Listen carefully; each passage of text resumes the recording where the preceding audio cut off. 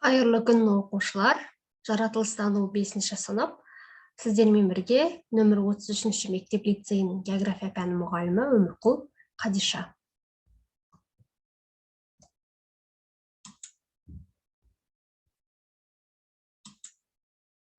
Бүгінгі біздің сабағымыздың тақырыбы жер шары неден тұрады деп аталады.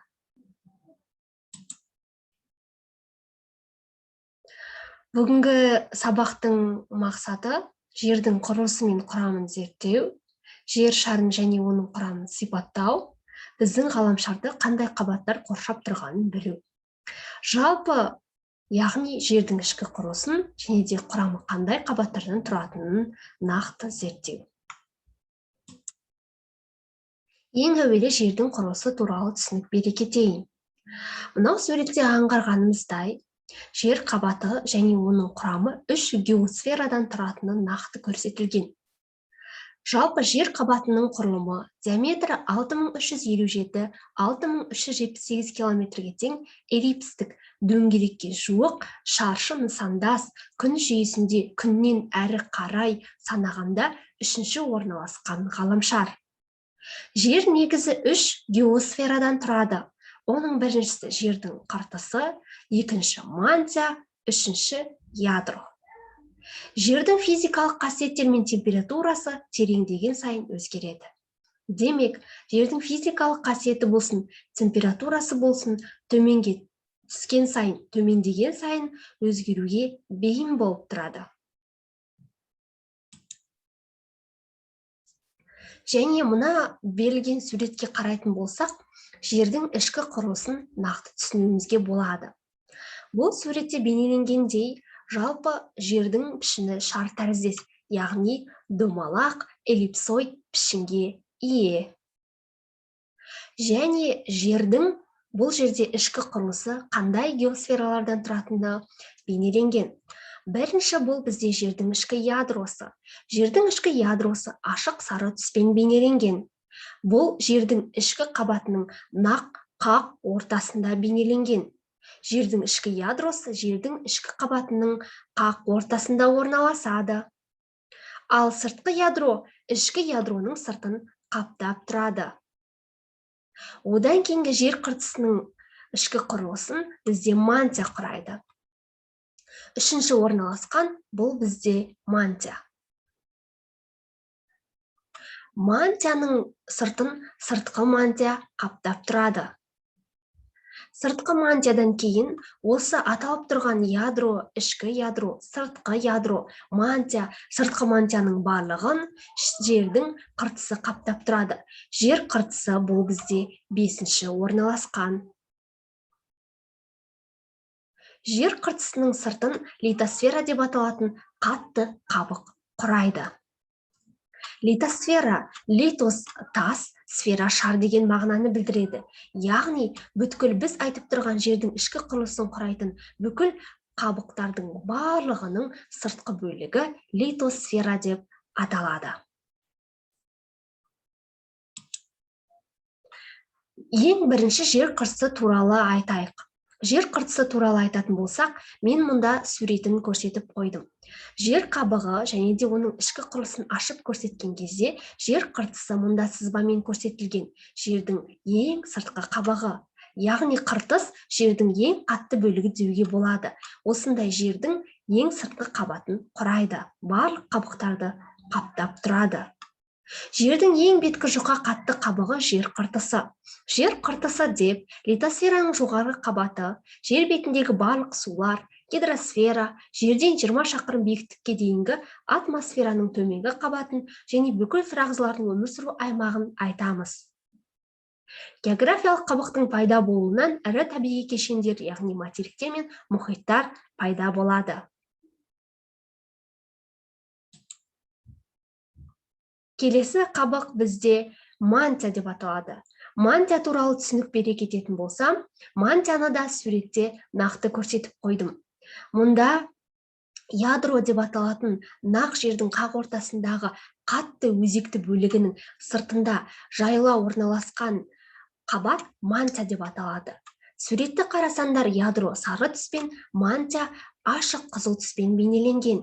яғни мантия ядроның сыртын қаптап тарала орналасқан. Жердің келесі қабаты мантия грек тіліне аударғанда мәншін, яғни жамылғы деген мағынаны білдіреді. Мантия жоғарғы 900 километрге дейін және төменгі 2900 километр мантияға бөлінеді. Мантия жер көлемінің 83%, жалпы салмағының 67%-ын құрайды. Жоғарғы мантияның 250-300 километр тереңдігінде қаттылығы мен беріктігі төмендеу тұтқыр қабат орналасқан. Оны біз астеносфера қабаты деп атаймыз.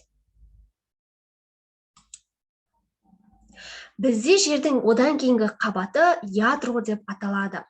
Суретті қарайтын болсақ, ядроны мен нақты сызбамен көрсетіп қойдым. Ол ашық сары түске ие және жердің дәл ортасында орналасқан. Ядро жердің дәл ортасында орналаса отырып, ең бастапқы терең қабаты деп есептелінеді. Және ол өзекті қатты қабық болып келеді. Жердің ішкі өзегін ядро деп атайды. Жердің ядросы радиусы 3486 километрдей құрайды. Ол сыртқы және ішкі ядроға бөлінеді. Бұл екеуінің арасында сыртқы ядро құрамына кіретін аралық белдем бар. Ядро шекарасында бойлық сейсмикалық толқындардың таралу жылдамдығы 11,6 км секундтан 8,1 км секундқа дейін кемиді. Субядро шегіне тау 11,2 км секундқа дейін артады.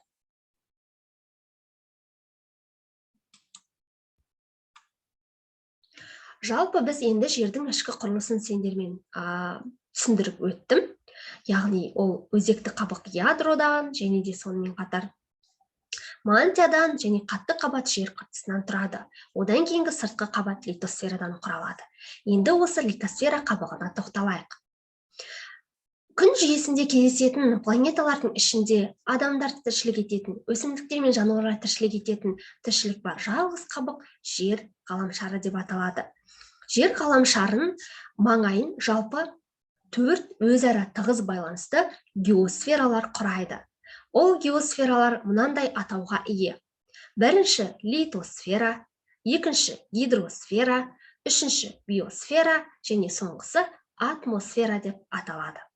Енді біз сендермен осы қабықтар туралы, жалпы бұл қабықтарда қандай тіршілік жүріп жатқаны туралы айта кететін боламыз. Бізді қоршап жатқан географиялық қабықтар. Мына суретке назар салып қараңдар. Ортада орналасқан домалақ эллипсоид пішінге ие бұл бізде жер планетасы. Жер планетасында адамдар өмір сүреді. Осы жер планетасын осындай 4 түрлі қабық қоршап орналасқан. Бірінші қабық атмосфераға қараймыз. Атмосфераға қарасаңдар, көгілдір түсті ашық аспан және ақ ұлпа бұлттар көрініп тұр. Демек, атмосфера біздің ең жоғарғы, яғни ауа қалыптасатын ең негізгі қабаттардың бірі. Біз тыныс алатын ауа осы атмосфера қабатында түзіледі. Демек, атмос ауа, сфера шар деген мағынаны білдіреді. Атмосфера жердің ауа қабығы. Одан кейінгі жер планетасын қоршап тұрған қабық биосфера деп аталады. Биосфераның суретіне назар салып қарасаңыздар, мұнда тауды да, құстарды да, күнді де, ағаштарды және де түрлі әсем гүлдерді кездестіруге болады. Демек, биосфера дегеніміз жердің тіршілік қабығы. Дәл осы биосфера қабығында біз адамдар өмір сүреміз. Биос тірі, тіршілік, сфера шар деген мағынаны білдіреді. Яғни биосфера жердің тіршілік қабығы. Одан кейінгі қабыққа назар салып қарасаңдар, литосфера қабығы. Литосфера қабығының суретінен біз міндетті түрде қатты бөлікті байқаймыз. Яғни тау, тас, солардың барлығы литосфера құрамына кіреді. Литос, тас, сфера, шар деген мағынаны білдіреді. Литосфера деген жердің қатты қабығы. Және сендер жоғарыда көрсетілген суреттерден нақ байқаған боларсыңдар. Ядро, мантия, жер қыртысының барлығы осы литосфера қабығының құрамына кіреді. Литосфера біздің сыртымыздан қаптап тұрған қорғаныш қабаты деп атасақ болады. Одан кейінгі соңғы қабық бізде гидросфера. Гидросфера қабығының суретіне назар салып қарасаңыздар, сарқыраманы байқауға болады. Демек, гидросу, сфера шар деген мағынаны білдіреді. Жер бетіндегі бүкіл сарқырамалар, бұлақтар, өзендер мен көлдер барлығы да осы қабықты құрайды. Гидросфера жердің су қабығы. Демек, біз сіздермен бүгін өзіміз өмір сүріп жүретін жер ғаламшарының ішкі құрылысын талқыладық, және де сонымен қатар оның құрамында қандай қабықтар кіретінін айта кеттік. Назар салып тыңдағандарыңызға көп рахмет. Назарларыңызға рахмет. Сіздермен бірге болған 33-ші мектеп лицейінің география пәні мұғалімі Өмірқұл Қадиша.